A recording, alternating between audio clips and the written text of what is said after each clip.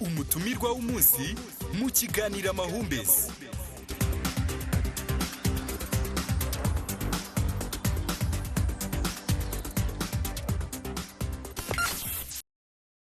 Twinjiye mu mwanya w'umutumirwa w'umunsi ni Radio Rwanda, ni ikiganiro amahumbezi. Hanyuma umutumirwa wacu no kareme umunsi muri iyi minsi dusigaye twarabivuye mu bintu byo kubwira abantu. Yeah. Ntago ari byiza. New year, new us. Oh ya na new us.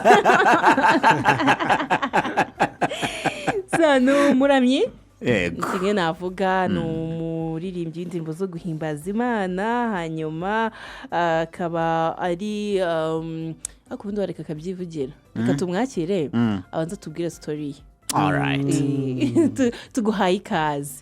Well, thank you so much. Murakoze cyane kumikaze kuri Radio Rwanda. It's a dream come true kuba naza ahantu kuri Radio Rwanda. Nabishatse kuva kera, numvise Radio Rwanda kuva kera nkiri uruhinja muto cyane kugeza n'uyu munsi. Rero kuba naza noneho nkaba ndi kumva n'aya mahumbezi hano muri studio umva ni biradeje umutima wanjye. No kuri murakoze cyane kuba kunyivita hano kuri Radio Rwanda. Ni John B Singleton kuba tabashije guhita bumvijwe ngo bamumenye. Hanyuma John, turakwakiriye mu mahumbezi, natwe twishimiye cyane kukwakira. Hanyuma ku bantu badukurikiye, hari umuntu ushobora kuba amaze igihe kinini akumva akuzi, ariko hari n'umuntu wese avuga ati uwo muntu noneho uko ntawe nzi. What's your story?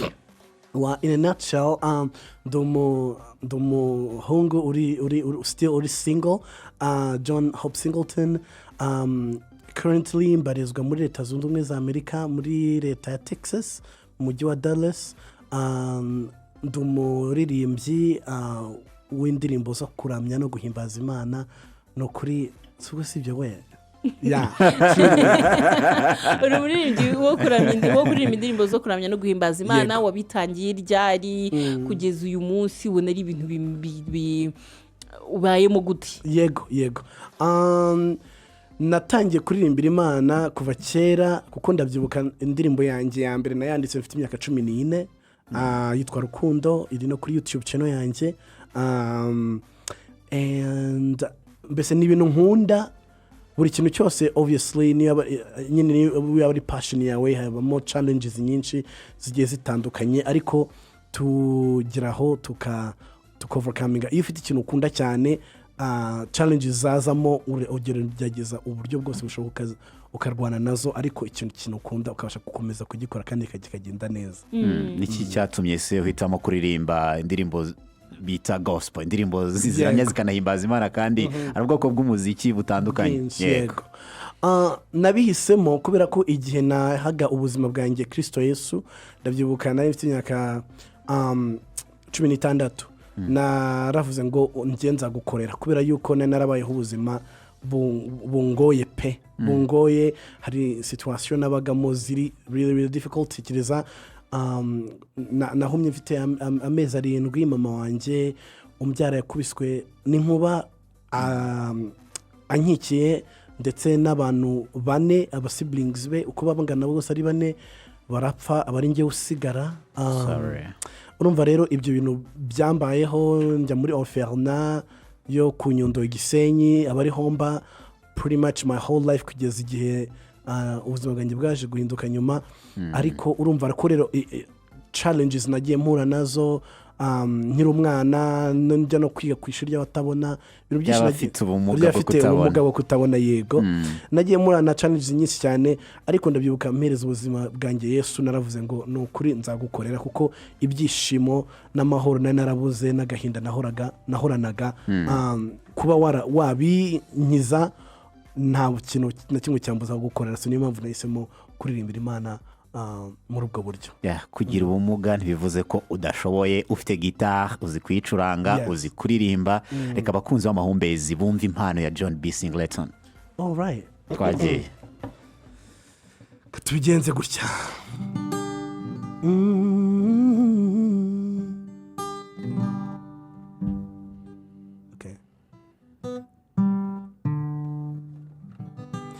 Imiyagiraza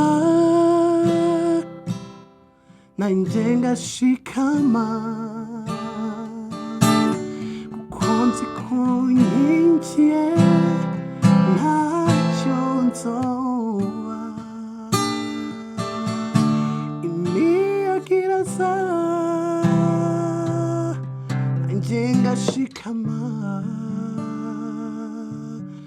kwari umwami unkingiye ntacyo nzoa ntacyo nzoa ntacyo nzoa arankunda aranyitayeho ntacyo nzoa ntacyo nzoa arankunda aranyitayeho. Yeah. Wow, ati arankunda anyitayeho. Iyi ni imwe mu ndirimbo zawe nyinshi. Hanyuma tukivuga no ku ndirimbo tutarajya kure rwose, hari indirimbo wakoranye na Niyo Bosco mbere ko tuyumva, mbere ko tugira ibindi bintu tuyivugaho, ndagira ngo umbwire igitekerezo cyawe cyaturutse. Yeah. Niyo Bosco ni umushuti wanjye ukomeye, twiganye i Rwamagana, Gatagara, ikigo cy'abana bafite ubumuga bwo kutabona. We yari ari inyuma yanjye kubera ko njye nsa naho nshajemo ukuntu ariko kuva kera naramubonaga ari muto kuri njyewe, nkabona impano iri so strong kuri we, no kuri bikandenga pe. So aho naje kugera muri Amerika twarakomeje dustenga in touch, noneho haza kubaho abantu benshi bakajya bavuga ariko ubona nubwo gutabona akunda kuririmbira Imana. Niyo Bosco nawe araririmba kandi aririmba neza, acuranga gitari neza, acuranga mbese afite impano yo kwandika. Ntabwo byashoboka yuko mwakora n'indirimbo. Noneho bamwe bambona bitewe n'ahantu wenda baba baragiye bambona kuri social media bakankonfusinga na Niyo Bosco. Ejo bundi nabonye umuntu umpagarika arambwira ngo cyakoze ngo ufite ngo umukobwa mwingo mufiance mwiza. Ndaseka cyane nagarane uguri kunyaturira y'ibyiza kuko ngiye ibyo ntabwo ndabigeraho. Ariko urumva ko nyine ni ibintu abantu benshi bansabaga, kandi nanjye ubwanjye napreciaga impano ye ku buryo gukorana nawe nyine byari ibintu biri important kandi byaranihuse. Twarabivuganye buramaze hano ukwezi kumwe, ariko ndakubwira ngo kugira ahangaha ukajya muri studio mukandika indirimbo, mukayikora, mugasohora indirimbo, mukajya mugashutinga video, ibintu byose bikagenda neza. Nyine iyo hatabayeho iyo friendship biragorana kugira ngo byabaho na schedule abantu baba bafite, ariko byarabaye kubera yuko ni umuvandimwe wanjye kandi nawe ni ikintu yumvaga ya supportinga impano yanjye, Imana yamaye akayishyigikira uko afite uburyo audience wenda aziranye n'abantu benshi kundusha, ariko he's amazing. Ahubwo se umuntu yakwibaza kuki byafashe iki gihe cyose kugira ngo mube mukoranye muri 2025 na 6. Ubwo n'isaha y'Imana yari itaragera, ubu ngubu igihe cyarageze, the time is now. Ni umuhanga, bamwe rwose banamwita music machine, bigaragaza ubuhanga afite mu muziki. Gukorana nawe noneho nibiki wamwungukiyeho, nibiki umwishimiraho cyane cyane ku bijyanye n'umuziki? Niyo Bosco yamfashije byinshi turi muri studio.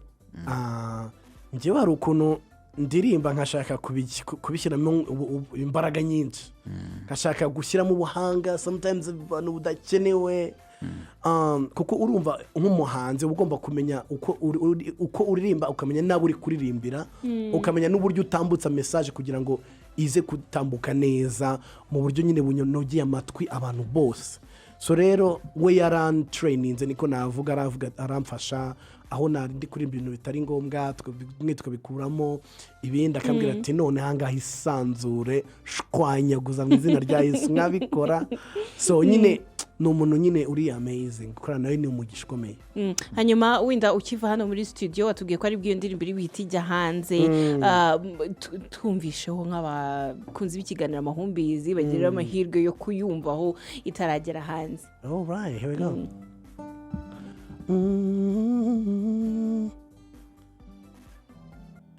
Sinkiri uwo waruzi, sinkiri uwo waruzi, ubu undi wundi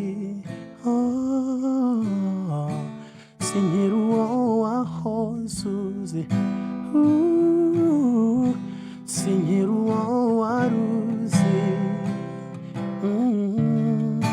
sinkiri uwo waruzi unawaye undi wundi sinkiri uwo wahoze uzi. sinkiri uwo wahoze uzi ubu nabaye undi wundi. Igitekerezo cy'indirimbo uretse kuba wavuga ngo ngiye gukorana na Niyo Bosco amagambo arimo uti sinkiri uwo wahoze uzi byaba bifite ahantu bihuriye nyine na bwa buzima watubwiye wabanje gucamo ubu ngubu ukaba warahindutse cyangwa n'indi message. Iyi ndirimbo message irimo exactly ni uburyo iyo umaze kumenya Kristo Yesu uhinduka icyaremwe gishya, ibya kera bigahinduka noneho hakazaho kugira ubuzima bushya, donc ukaba a new creation, ukaba umuntu wundi mushya. Ariko kandi bihura cyane na histoire y'ubuzima bwanjye. Ni ukuri ntabwo nkiri uwo abantu batekerezaga ko narindi kera muri iriya myaka 20 ishize, 15 even. Imana yahinduye amateka, ndashima Imana kandi hari byinshi ndizeye ntajije ko n'ibisigaye biri imbere izabikora. Urakomeza kugaruka ku buzima bwawe ukavuga ngo nakiriye Kristo narahindutse ese ubundi niki cyabaye imbarutso y'uko kwakira Kristo kwawe byagenze biti? Iyo story duhe nayo. Njyewe mfite imyaka 16 hari umuntu wamamagaye arambwira ati tugende muri concert ahantu, kuko imiziki nahoraga nyikunda kuva kera nyine umwana. Ndavuga ni okay tugende.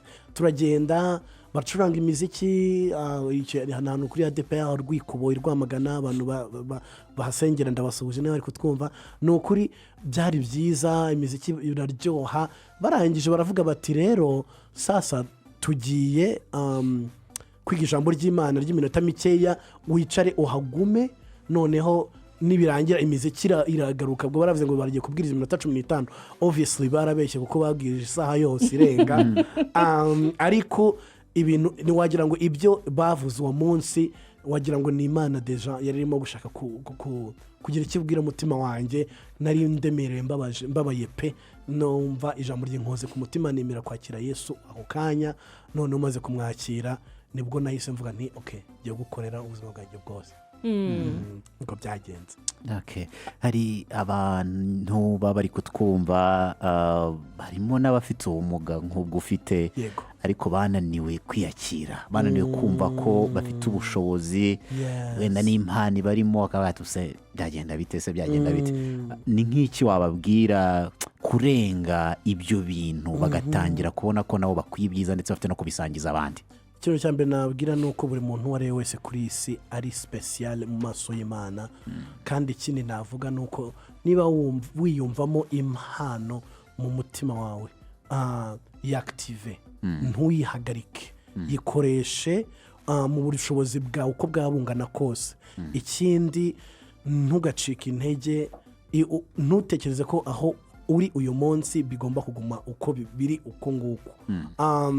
Quote ngenderaho ni ivuga ngo this too shall pass. Nuvuga ngo ibi nabyo bizahinduka cyangwa se bizavaho, bizashira. Ni ukuri nuvuga ngo ibyo bintu iyo bimenye mu mutima wawe kandi ukaba ubizi neza ko Imana igukunda, birarangira. Ibyo uri kunyuramo ntabwo ari ibintu bihoraho, biri temporary. So Imana ufite yikoreshe, kandi nubona chance yo kubona abantu wakwegera bagusuportinga, kugira inama, don't be shy. amahirwe yabyaza umusaruro. Now uri umuhanzi wakoranye n'abahanzi batandukanye, nabonye hari indirimbo wakoranye na Amy Vox mu bihe byatambutse, wakoranye na Rachel, ubu ukoranye na Niyo Bosco, indirimbo igiye kujya hanze. Mu muziki se ufite gahunda ki? Muziki ngewe ndakomeje, ngufata nka ministère, ngufata nk'ikintu nyine Imana ishaka ko nkomeza gukora. So rero ngewe ngendera kuri direction Imana impaye, ariko ndabyizeye ntashidikanye yuko ishaka kunyikorera. Mfite message nyinshi nshaka guhereza abantu, so as long as bakomeje kunkurikirana ni urugendo ubona rworoshye. oya ntabwo ari urugendo rworoshye abe na gatoya, ntabwo ari ibintu byoroshye. iyo uba muri Amerika noneho dutuye hano hagiye hatandukanye, bisobanuye ko abantu n'impano zabo n'ubushobozi bwabo baba batandukanye, bari ahantu kure, so bari spread apart ku buryo bigorana kugira ngo mube mwahuza mukore ikintu kigaragara. Sisiteme y'uburyo muri Amerika ibintu bimeze y'amafaranga, dukoresha amafaranga menshi cyane kugira ngo ikintu icyo ari cyose ubashe kugikora, so rero biragorana, ariko Imana iri kumwe natwe. Burya iyo Imana ishyize ikintu mu mutima wawe niyo iprovidinga, niyo itanga uburyo ugomba kubigenza kugira ngo ikintu yaguhaye, impano yaguhaye cyangwa talent yaguhaye ibashe kumenyekana cyangwa se ibashe gukoreshwa mu buryo nyine buyihesha icyubahiro. hanyuma dusigaje iminota 5 yonyine. ukigera hano wavuze uti zari inzozi zanjye rwose kwicara muri studio ya Radio Rwanda. none wicaye muri studio ya Radio Rwanda mu kiganiro amahumbizi, urumva umeze uti? No kuri I can't believe it. Mbese ni ibintu ntapfa gukurura kano kanya, nzabyumva neza narafashe indege narasubiye muri Amerika, mvuga ni semana ibintu byarabaye. kuko reka mbabwire, ndabyibuka nkiri umwana nigeze guhamagara kuri Radio Rwanda, hariho Tija Kabendera, akajya avuga ngo alo, njye nkashaka kuvugira kuri telefone ariko na radio iri hafi yanjye, wiyumva niyumva ngo numve ko ijwi ryanjye ko riri kugera kuri radio. noneho bakavuga ngo ujya kuri radio yawe, ni mumbabarire mu nyugu nyegereye cyane mbona ukuntu numva neza. so rero ni ukuri kandi noneho amateatre yo kuwa kabiri nimugoroba, za ndirimbo za burakeye za mu gitondo, ya makuru ya 12:30 n'igice 12:30, ni ukuri narabikundaga kuva kera, wumva nyine nibwo buryo bwo kubyuka. Radio Rwanda hafi yawe, so truly yabaye hafi yanjye, nige nabaga mbabaye ntishimye, ni ukuri yabaye hafi yanjye pe mu buryo bwose bubaho. abahanzi bamwe na bamwe n'ubu ngubu nagize chance yo guhura na Meddy muri Amerika. hari igihe najyaga numva Radio Rwanda nkaba ndamwumvise nkasara neza. ubu rero no guhura na anyway Radio Rwanda yaramfashe mu buryo bwose bushoboka. ubu ngubu kuba nahaje for the very first time in my life, mbese bwa mbere mu buzima bwanjye, ni ibintu bidasanzwe. nuko ndashima Imana pe, ndanezerewe.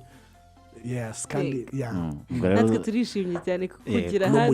zaduhera intashya bo mu Rwanda rwiriya. nzabasuhuza n'ukuri. ahubwo igihe uhura na Meddy, hari n'igihe rero igeze gupostinga agaragaza ko yishimira impano yawe, munahuye abantu bavuze bati wabona noneho ko bari no mu mujyi umwe wabona banakoranye. byagenze bite umuhuro wanyu? hari ikintu cyavuyemo abantu bakwitega? hari ikintu cyavuyemo gikomeye. turimo gukora amaproje, ariko ikirenze ibyo byose ni umushuti wanjye.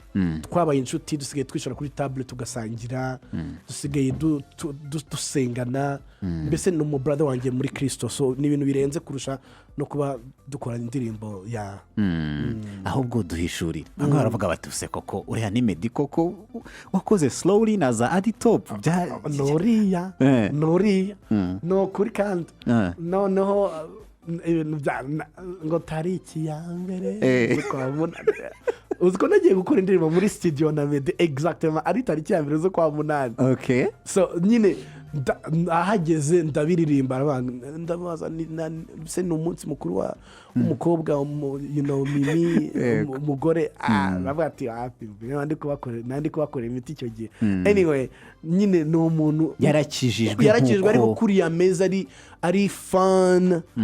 ni kuriya nyine ni kuriya meze tu. ubwo unahishuye ko hari indirimbo mwakoranye? mishuye yuko turimo gukora. yego, zizajya hanze ryari? As soon as possible. Really? Yes, absolutely. bizaba ari byiza kubona John B. Singleton na Meddy yego mu gihangano kimwe cyane.